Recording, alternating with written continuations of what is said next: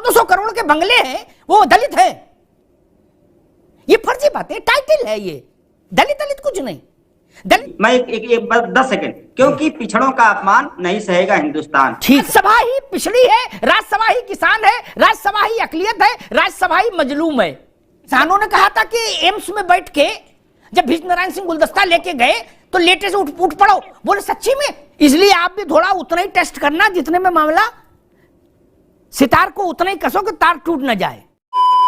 जय श्री राम दोस्तों, आज का डिबेट काफी बेहतरीन है, इसलिए आप लोग से अनुरोध है कि डिबेट को पूरा देखिए, क्योंकि आज के इस डिबेट में कांग्रेस के प्रवक्ता बोल रहे थे कि यहाँ पे दलितों का शोषण किया जाता है और उन पे जुल्म किया जाता है। इस पे अभिनेत्री सर ने किस तरह से इनकी क्लास लगाई है, सो आप लोग वीडियो को खुद से ही देखिए। कि देश की आजादी, एकता, अखंडता, किसान, मजदूर, गरीब, मजलूम, ये सब नहीं, प्रैक्टिकल बात बताएगा। कहीं कुछ खटका है। मैं पूरी जिम्मेदारी से कह रहा हूँ अमिताभ भाई कि जयंत चौधरी जी लगातार हमारे साथ हैं और हमेशा रहेंगे। इसमें कहीं से कोई लाग लपेट की बात नहीं, क्योंकि आदमी है यार। मैं एक 10 सेकंड, क्योंकि पिछड़ों का अपमान नहीं सहेगा हिंदुस्तान। ठीक है। अच्छा एक बात, ठीक देख रहे हैं, भारतीय जनता पार्टी पिछड़ों का अपमान कर रही है। प्रकाश राजभर जी हो, चाहे दारा सिंह चौहान जी, एक पिछड़े नेता। एक मिनट बाबू, और अभी तो रुको, क्लाइमैक्स अभी बाकी। एक मिनट, हमारे साथ भी ये बड़ी खराब आदत है। ईश्वर ने ऐसी आदत मेरी बना दी कि मेरे दिमाग में खट से एक उदाहरण कौंध जाता है जो सारे नैरेटिव को ध्वस्त कर देता है। वो मेरा नहीं, उदाहरण आप ही लोगों के बीच से मिलता है। पिछड़ा पिछड़ा शोर मचा रहे आप सब, ठीक। महान दल वाले अगड़े तो नहीं है, वो भी परम पिछड़े पार्टी के नेता है, उनने बनाई इसीलिए, ठीक।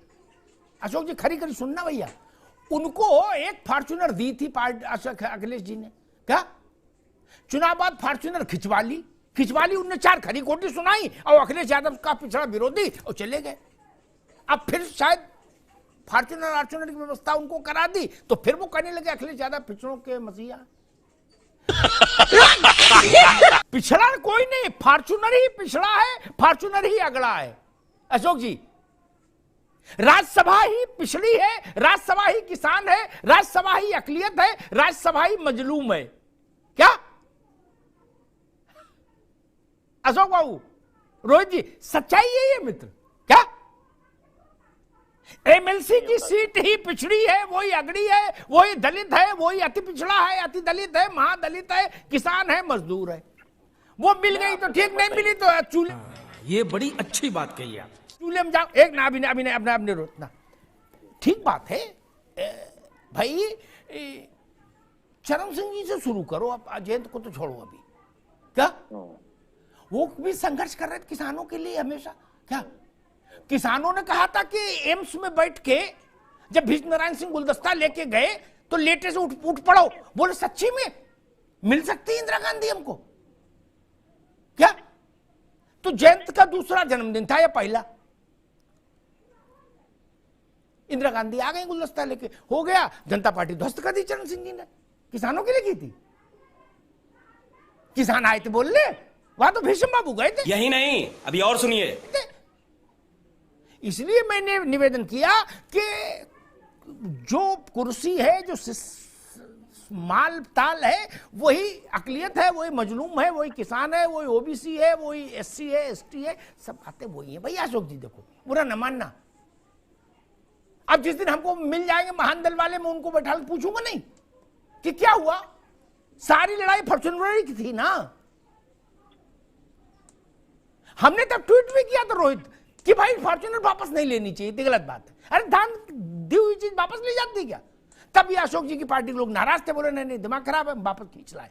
क्या फिर बीच में कुछ लोग पड़े, दिला दी गाड़ी, उनने कहा अखिलेश जी पिछड़ों के लिए संघर्ष कर रहे हैं, और ये संघर्ष तब तक रहेगा जब तक फॉर्च्यूनर रहेगी उनके पास। नहीं, भारत की राजनीति में तो हो पिछड़ावाद और अगड़ावाद, सारे बात फॉर्च्यूनर पे आके टिक गए ना मित्र, या एक अदद एमएलसी और राज्यसभा पे टिक गए, मंत्रिमंडल की एक सीट पर टिक गए, किसी की सिक्योरिटी पर टिक गए, किसी के बंगले के अलॉटमेंट पर टिक गए। नहीं, ऐसे उदाहरण हैं, हम सब जानते हैं। इसलिए बहुत बड़ी बड़ी बात नहीं, प्रैक्टिकल होकर रहो और आपस में तो लड़ो ही मत। ये बड़ी अच्छी बात कही।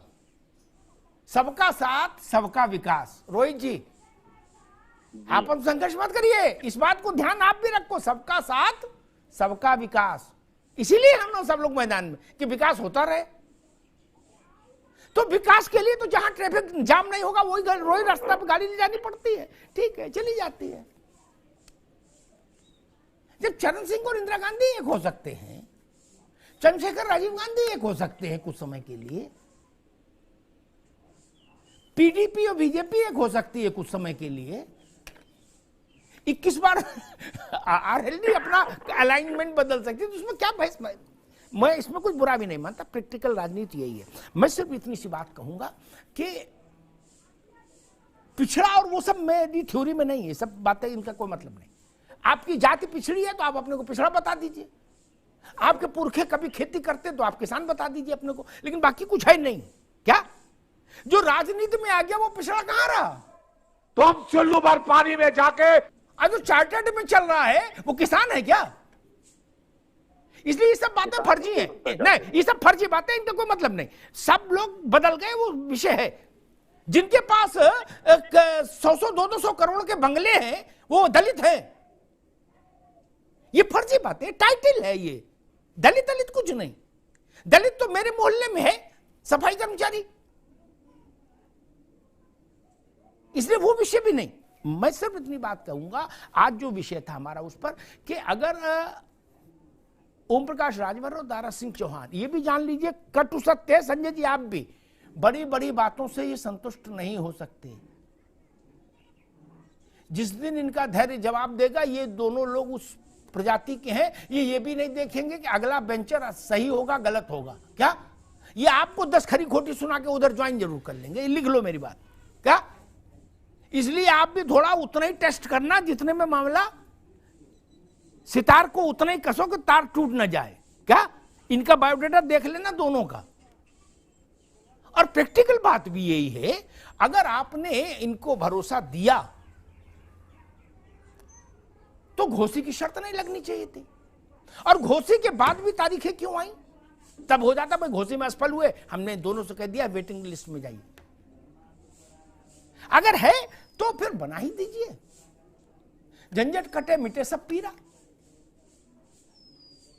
और नहीं तो ये जान लीजिए, ये तर्क कतई नहीं चलता कि भाई साहब जो बात उमेश जी कह रहे हैं कि नहीं हम लोगों ने तो अब दिल मिल गया, इश्क हो गया। सियासत में कब दिल मिले, कब इश्क हुआ किसको? कुछ नहीं मित्र।